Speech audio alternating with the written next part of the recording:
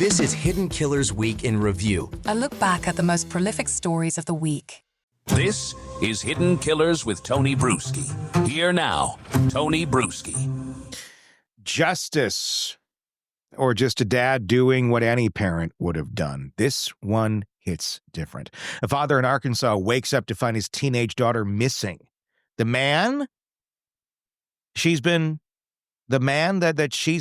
accusing of sexual abuse, he's out on bond, also missing. Aaron Spencer does what most parents would dream of doing, but never imagine actually doing. He finds the guy and finds his daughter in the truck with him. When he wakes up one night, she's not in the house. Where is he? He starts looking. He finds her with him. And he doesn't wait around. Puts an end to it. Now, he's the one on trial, charged with second-degree murder, facing decades in prison for stopping a man accused of 43 felonies against his daughter, a minor, his minor. The story feels clear, but the law not so much. So where is the line? What's legal? What's moral? What's prosecutable? We brought in defense attorney and former prosecutor Eric Faddis to help break this down. In this conversation, we're going to get into what prosecutors were thinking when they charged this case, how the defense might justify it, and what the jury's actually going to have to consider when emotions are sky high and the public opinion is already decided. Eric, let's jump into this case. It's going on here where I'm at in the state of Arkansas. There's a lot of questions to be asked of this thing. Where do we begin? This is a father who is, doing what he thought he needed to do to keep his daughter safe. From your experience as a prosecutor, walk us through what considerations the state likely weighed before actually charging Aaron Spencer, even knowing the public sympathy surrounding this case. Yeah, Tony, I mean, one of the central questions for me is there ever a time to kill? That's an issue that's been debated throughout millennia. And here we have a really poignant sort of situation where the prosecutor has to look at this and say, hey, do I have probable cause for a crime? Are there any potential defenses that could apply? And is it in the best interests of justice to move forward with this case? These prosecutors ultimately determined that, yes, it was for them. Do they really not have a choice? I mean, I know it's easy to armchair quarterback this one on the sideline and go, yeah, he was completely justified in this. But when someone gets shot, I mean, do you always have to charge it? I mean, or is this like we have to do this no matter what, and then maybe the legal system will kind of work this out before it gets to trial? Or was this, I don't know. I mean, did it have to be charged at the end of the day? In Arkansas, I guess it comes down to what the legal threshold is for a justified shooting. Right. It absolutely does. It also comes down to sort of the policy considerations within that prosecutor's office. And on top of that, they've got to look at, hey, is there any legitimate legal defense here? How strong is that defense? Do I still have a reasonable likelihood of conviction if I bring this case to trial? And so a lot of difficult questions with which the prosecutors were surely wrestling. There is usually not some sort of legal obligation to charge a case simply because there's enough evidence. But the modern trend, especially in situations like this, is if there's a shooting, somebody dies, there's no legal defense that is overwhelming, we're going to charge it. We're going to let a jury decide. And I imagine that's a part of the calculus the prosecutors were considering. But isn't what happened in this case a strong enough legal defense? I mean, the guy has already been charged with SAing the daughter 43 times. He gets out on bond for whatever reason that the system allowed to happen, not the family, the system, the court system screwing up so much that this guy is not a danger to the public. So let's let him out. He shows up at the guy's house in the middle of the night, abducts his daughter.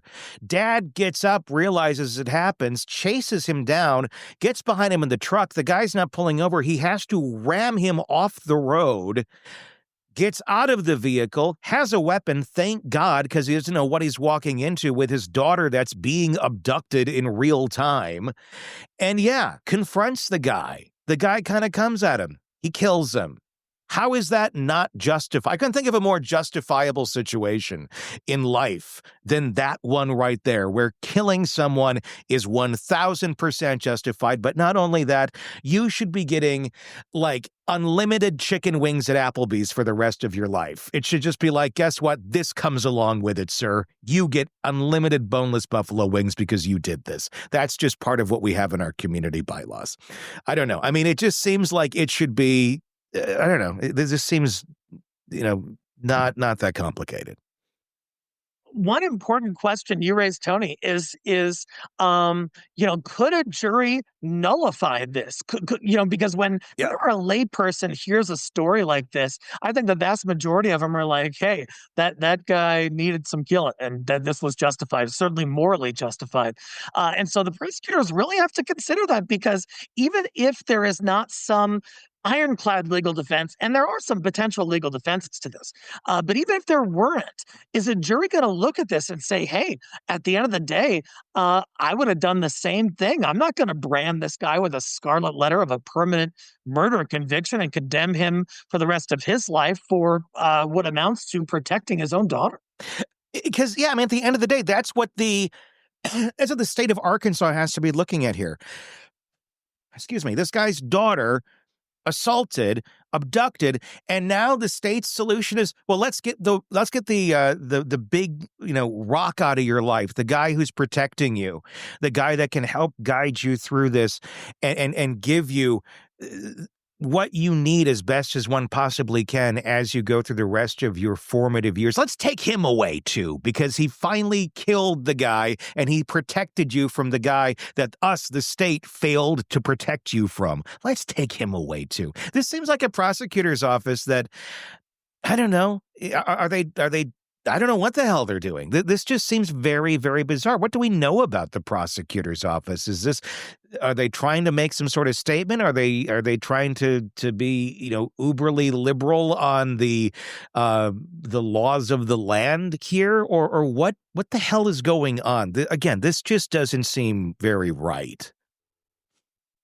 Certainly, optics are involved, PR is involved, potential civil liability is involved. One thing I've seen, Tony, is over the decades, back in the day, prosecutors would sometimes make bold decisions not to charge cases for which there was evidence because it wasn't in the interest of justice. Prosecutors have that prosecutorial discretion. They could have exercised that in a different way here. What I've seen more recently is prosecutors instead kind of charging the case and thereby sort of punting this really difficult decision, saying, hey, we're not going to make the final call. We'll have a jury do it. And if he's not guilty, he's not guilty, instead of sort of taking the onus on themselves and saying, hey, I've got to make what I believe is the most just decision here prosecutorially. In my personal opinion, that they didn't do that. Would anyone have objected if the prosecutor said, we're not going to charge this? I can't imagine there's going to be like picketing around the courthouse going, oh, give the predator a chance. I don't know. I just don't see that, unless this is just really a stupid move. I mean, everybody's human in this. And people don't like to walk back things that they've already done. I mean, they did walk back the charge initially. It was originally first-degree murder, which is like, how? And now it's second-degree. But you also have a gag order in this case. It's been a big piece, ultimately struck down. It took the Arkansas Supreme Court to strike it down. It wasn't that the judge said, well, that may be a bit much. The Supreme Court said, you got to back this up. From a prosecutor's view, what's the logic behind trying to silence both sides on this? And does it actually help the state in this? Does it help anybody in this? I mean, at the end of the day. I think there are, on that issue, parallels between this case and the Koberger case, in that the prosecutors in that case were abiding by a very strict gag order. And some people say, hey, that was because they wanted to preserve the defendant's rights to a fair trial. They didn't want all this outside information in the public that potential jurors could hear and form a decision on. However, other people say that the gag order was actually protecting the prosecutor's office in Koberger from what some people believed, including one of the victim's families, was a mishandling of the case. And so, are prosecutors now seeking gag orders so that they can avoid sort of public scrutiny in terms of how they're handling their own cases? I think it's an important question to ask.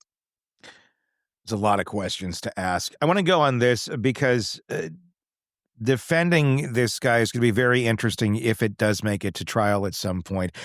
He's a veteran, he's a father, and now to many an absolute hero. But here in the state of Arkansas, he's also a man now facing 40 years for murder. If you're representing him and you're defending Spencer, what would your primary legal defense be if you get out in front of that jury? Self-defense, defense of others, heat of passion? Why? I mean, what would you go with?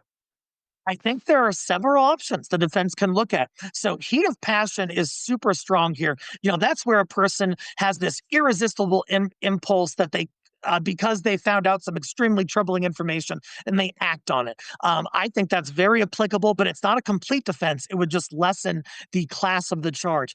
However, there is defense of others. If you thought your daughter was imminently in harm's way of serious bodily injury, which can happen from an SA, then you can take physical force and try to prevent that from happening. That's one defense.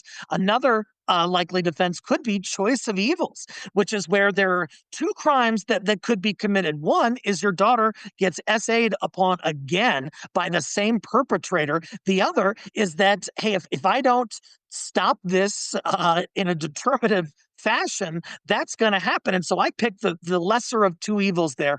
I think all of those defenses are applicable. And I think based on the sort of moral issues in the case, a jury might be very receptive to those. Well, and the thing is, look, the guy, the predator, picked her up in the middle of the night. He wasn't taking her out to Freddy's Frozen Custard for a hot fudge sundae. Of course he was out there to essay her again. That's the whole thing he was going to do. And God knows, maybe even kill her.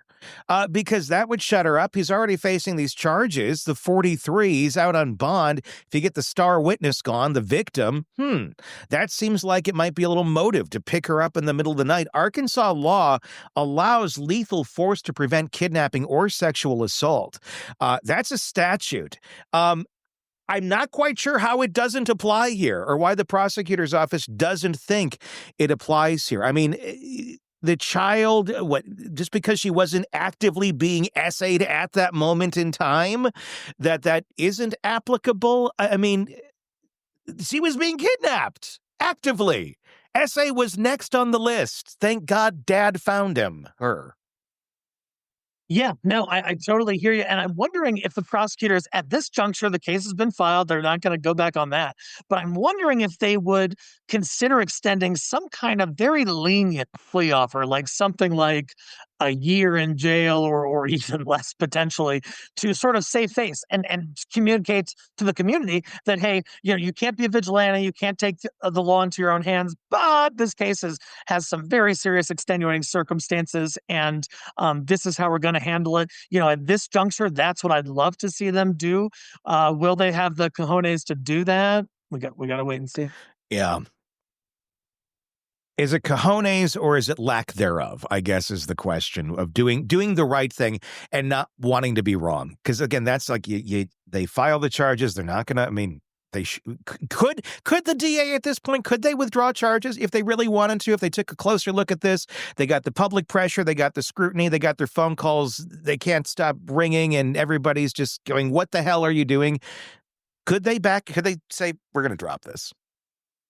Certainly they could. That happens not uncommonly, even as you're getting close to trial, because the DA is getting more information as the case is proceeding. There's investigations that are ongoing. They could say, hey, look, after looking into this further, we actually don't believe there's a reasonable likelihood of conviction at trial, and we're going to dismiss. That's not uncommon. It happens in homicide cases and certainly an option the prosecutors have. So in a case like this, is this where just more public pressure needs to build? I mean, we're starting to see it get out there. We're talking about it now. A lot of others are starting to talk about it now. Is this where, okay, time to put the public pressure on and let's start making voices known in front of that courthouse, at that courthouse, to that courthouse, email, calls, everything, and anything to go, look, this is a really stupid move. Just back it up, be the hero here, and you're not going to be looked at with hate. And it's not about being looked at with hate. It's doing the wrong thing. This does not feel like something you should be able to prosecute at all. Does it come down? Is the reason that they're going after him more so because of the amount of shots that were taken here? I mean, he emptied his clip into the guy. I would do the same thing. And then he allegedly pistol whipped him as well. I would do the same thing. The guy would be found in parts along different places of Arkansas, Missouri, and surrounding states, I think, if it were my child. But that's not what happened. He did empty it. I get it. Is that the real thing? It's like you went too far. If you just did like 1 or 2 shots and took him out, but you emptied and you reloaded. Is that where it gets a little tricky? I think that's a part of it. So when we're talking about self-defense, the physical force that a person utilizes has to be proportional to the threat and only to the degree necessary to stop the threat. And so if you go into some overkill mode, there's a higher likelihood that you're going to be charged. On top of that, prosecutors could say something like, hey, this guy could have called 911. He had options he had options other than just unloading his clip in this guy. So I think that was probably a factor in the prosecutor's decision to ultimately bring the case. I would think, I mean, another factor here in the defense of the father in this would certainly be somewhat of a PTSD defense as well. Obviously, the essay occurred to the daughter, but that's going to be a traumatic stress on any parent as well. That's having to try and navigate a scenario where your child experienced this. How do you help them through that? What do you do? There's no booklet for that. So knowing this guy's free, and then daughter's not in a room, and you discover, oh, holy shit, he's actually with her. He came and got her. That's a big deal. That would be very triggering. And if you already have PTSD, which I think one would have as a parent, from having this happen to your child, the most important thing to you in the world, yeah, that's a triggering event. That would be something that would certainly make one, go to more of an extreme. Had this been the first time it happened, maybe it wouldn't have gone that far. I don't know, but there certainly was precedent here to know what this man's intent was with his daughter. Certainly. And I think there are mental health avenues that defense should 100% explore.